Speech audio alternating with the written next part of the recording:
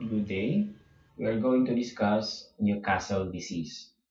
So this is a disease of poultry, but actually this is a zoonotic disease. That means pwede rin magkakaroon ng effect sa tao.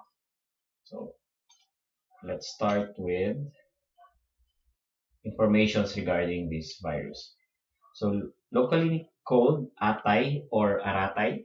So this is a viral disease. So that means wala talaga siyang treatment. So most likely ang aasahan mo lang is the immune system of the animal. This is a highly contagious one, and young birds are mostly susceptible. And since very contagious and high ang mortality nito, nagkakaroon siya ng big economic loss. And sa tao naman, it can cause mild eye infection. So ganito yung ganito yung itsura ng virus. There are actually three strains of the virus. First is the virulent one. So, nagkakaroon ng up to 100% mortality of birds. Second is the moderately virulent. So, halos kalahati lang yung namamatay. And low virulent. So, up to 25% of the birds will die. So, what are the signs of Newcastle disease or ND? First is rapid onset.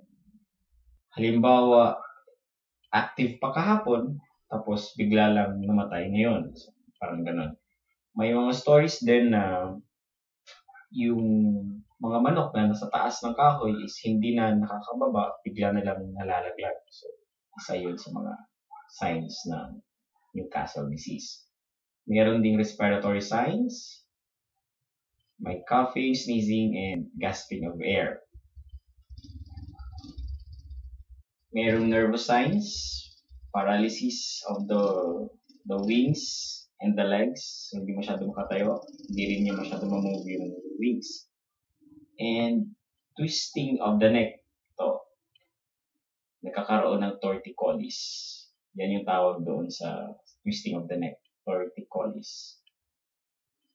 Pag nakakita kayo ng ganito, most likely the problem is Newcastle disease. But not always. But most of the time. Meron ding digestive signs. Nagkakaroon ng watery greenish diarrhea. Now, yung mga pato is very resistant sila sa Newcastle disease. So, kapag sa isang farm, you have a duck and a chicken, kapag tumama yung Newcastle disease, ito lang yung namamatay. Ito, wala lang. So, sila yung nagiging reservoir host. So, kapag may pato ka na naging reservoir host, tapos naglagay ka ulit ng new stocks of birds na manok, most likely, tatamaan din yun ulit ng Newcastle disease. So, if you have a farm, ideally, hindi sila magkatabi.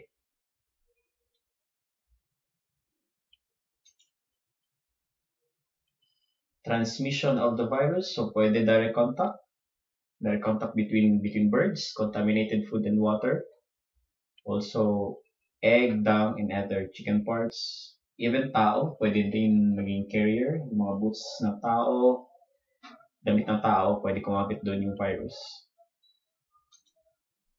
That's the reason why very important itong mga biosecurity measures like spraying of mga chemicals, mga disinfectants.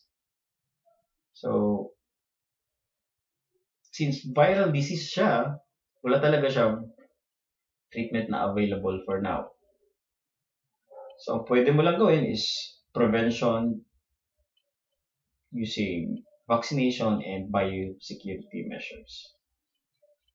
In the future, kapag nag-vaccinate kayo, please wear gloves because this is a live virus.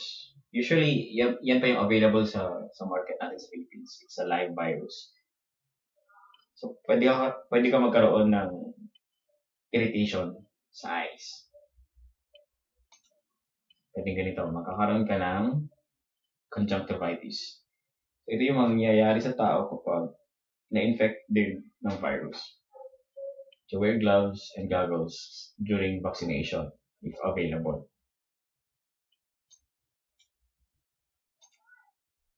Thank you.